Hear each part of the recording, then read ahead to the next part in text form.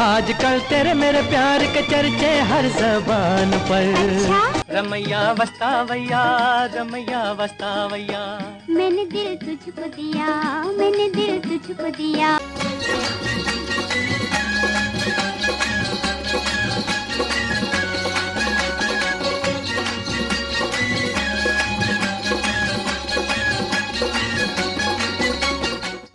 Great legends के आज के इस एपिसोड में मैं जावेद नसीम अपने सभी देखने वालों की खिदमत में अपना आदाब, सलाम और नमस्कार पेश करता हूं।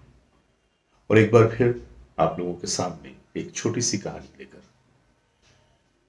अगर हम हिंदी फिल्म संगीत जगत की बात करें तो हमारे इंडस्ट्री में एक जमाने में मौसीकारों की एक बाढ़ आई थी और जितने भी मौसीकार थे सारे के सारे एक पर एक, हर एक का काम अपने रंग में एक बिल्कुल अलग हैसियत का हामिल था।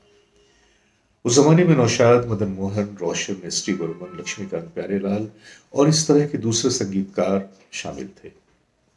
सबों ने बहुत अच्छा काम किया था और सबों ने अपने काम की एक पहचान बनाई थी। लेकिन उस भीड़ में एक जोड़ी ऐसी भी थी कि जिन्होंने अपनी एक अलग ही पहचान बनाई थी और वो जोड़ी थी शंकर जयकिशन जी की। शंकर जयकिशन जी के फिल्मों में आने के बाद संगीत को एक नया आयाम मिला। हिंदी फिल्म के जो नगमे हैं उनकी मौसीकी को एक अलग ही रूप में सुना जाने लगा।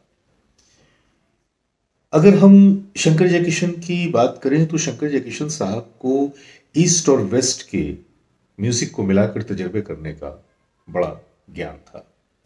हालांकि हम समझते हैं कि fusion music R D Burman साहब से शुरुआत हुई इसकी, लेकिन अगर मुझसे पूछें तो मैं कहूँगा कि इसकी शुरुआत शंकर जयकिशन जी ने की थी और हमेशा उनकी ये कोशिश रही कि फिल्मों में बल्कि अपनी कंपोजिशन में वो कुछ ना कुछ नए तजुर्बे लेकर सामने आते रहे।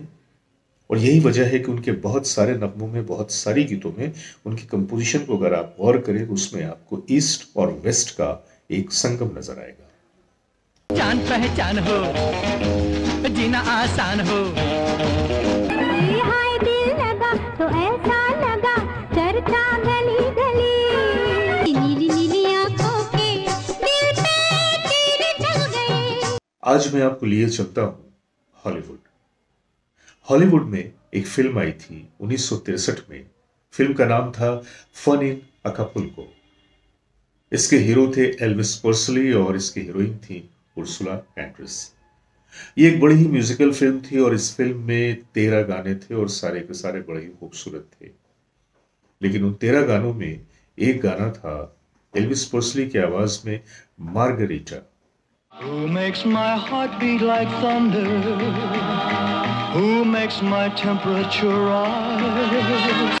इंतहाई खूबसूरत गाना। और जब इस गाने को शंकर जयकिशन जी ने सुना तो उनके अंदर का मौसीकार बेदार हो गया और वो बेचैन हो गए इसी कंपोजिशन को अपने अंदाज में अपने आने वाली किसी न किसी फिल्म में इस्तेमाल करने के लिए।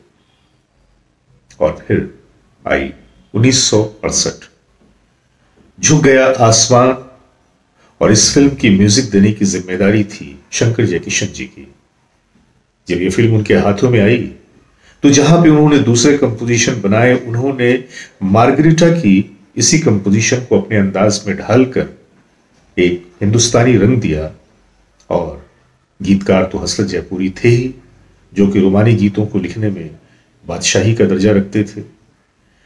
इस तरह से हसरत जयपुरी के लिखे हुए नगमे को लेकर, अपनी कंपोजिशन को लेकर जब शंकर जयकिशन जी रफ़ी साहब से मिले और रफ़ी साहब को उन्होंने पहले तो एल्विस प्रेस्ली का वो नगमा सुनाया, फिर उसके बाद उन्होंने अपनी वो कंपोजिशन सुनाई और कहा कि रफ़ी साहब, आपको एल्विस प्रेस्ली के इसी नगमे को एक हिंदुस्तानी रूप देना है। Who makes me tremble with wonderful rapture, with one burning glance from her eye? तो रफ़ी साहब थोड़े परेशान हो गए और कहा कि भाई, दुनिया के इतने बड़े गायक एल्विस प्रेस्ली साहब के गाए हुए नगमे को भला मैं कैसे अदा कर पाऊंगा। तो जयकिशन जी मुस्कुरा पड़े और कहने लगे, हमारे एल्विस तो आप हैं तो फिक्र कैसी। बहरहाल गाना रिकॉर्ड हुआ और गाना बहुत ही खूबसूरत उतरा।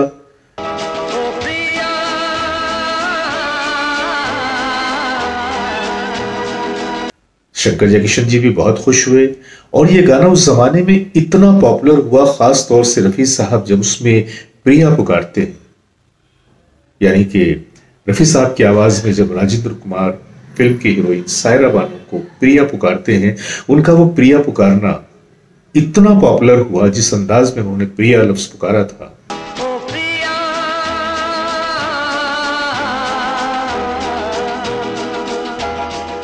उस गाने की पॉपुलैरिटी का यह आलम था कि उस जमाने में प्यार करने वाले जोड़ों में जिन लड़कियों का नाम प्रिया था, उनके चाहने वाले उन्हें उसी अंदाज में प्रिया बुलाने लगे जिस अंदाज में रफी साहब ने प्रिया कहा था।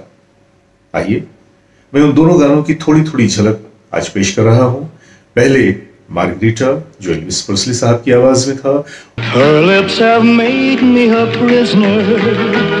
और उसके बाद रफी साहब की आवाज में प्रिया। कौन है जो सपनों में आया, कौन है जो दिल में समाया।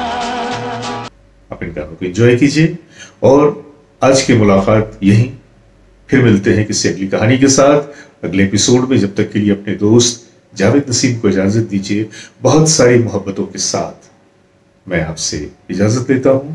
लेकिन हाँ, एक गुजारिश करना जरूरी है कि हमारे चैनल को इसी तरह से आप लाइक, सब्सक्राइब और शेयर करते रहें। और हाँ, कोने में लगी घंटी को दबाना न भूलें और साथ ही साथ हमें अपने कमेंट्स से नवाजते रहें, क्योंकि आपके कमेंट्स से हमें बहुत कुछ समझने का, सीखने का और खुद को डेवलप करने का मौका मिलता है। तो आज की मुलाकात यहीं तक। खुदा हाफिज, नमस्कार।